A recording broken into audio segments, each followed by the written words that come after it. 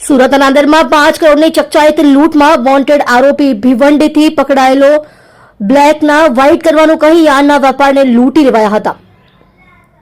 ભિવંડીના વિજય રેડ્ડીના ઈશારે લૂંટને અંજામ અગાઉ 5 પકડાયા હતા. બ્લેક મની વ્હાઇટ કરવાના બહાને રાંદેરના યાર્ડના વેપારીના રૂપિયા 5 કરોડ લૂંટી લેવાના ચકચારિત બનાવમાં ભિવંડીની ગેંગના નાસમતા આરોપીને ક્રાઇમ બ્રાન્ચે સવા વર્ષે પકડી પાડ્યો હતો.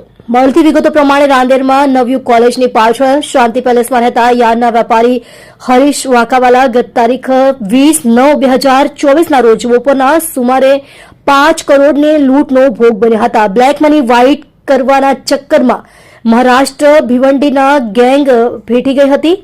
મુંબઈના મિત્રના રેફરન્સથી વાકાવાલાના ઘરે વચેટિયા શ્રીકાંતની સાથે આવેલો શૈલેન્દ્રસિંહ ટીપર નીકળ્યો હતો. ભિવંડીના વિજય રેડ્ડીના કહેવાથી શૈલેન્દ્ર આણી મંડળી 2 મહિનાથી મુંબઈમાં લૂંટનું પ્લાનિંગ કરતી હતી.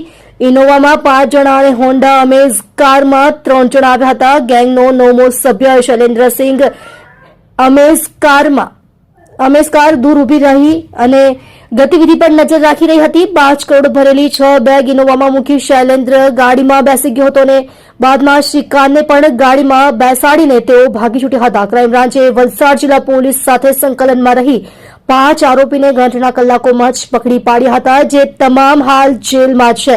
તેઓ વિરુદ્ધ ચાર્જશીટ પણ કરવામાં આવી છે. ગુનામાં વિજય રેડ્ડી સહિત 4 આરોપીઓ વોન્ટેડ હતા. દરમિયાન ક્રાઇમ બ્રાન્ચે બાતમીના આધારે ભોઈવાડા પોલીસને સાથે રાખી ભિવંડી ખાતેથી મોહમ્મદ ઝુબેર અબ્દુલ ગફાર અંસારી રહે ગૌતમ ચાલ રોશનબાગ ભિવંડી મહારાષ્ટ્ર તેને પકડી પાડ્યો હતો. રેકી કરતી કારમાં ઝુબેર ડ્રાઇવિંગ કરતો હતો. ક્રાઇમ બ્રાન્ચ વધુ પૂછપરછ ચલાવી રહી છે. તમે જોઈ રહ્યા છો આપણી લોકપ્રિય S91 India TV news channel.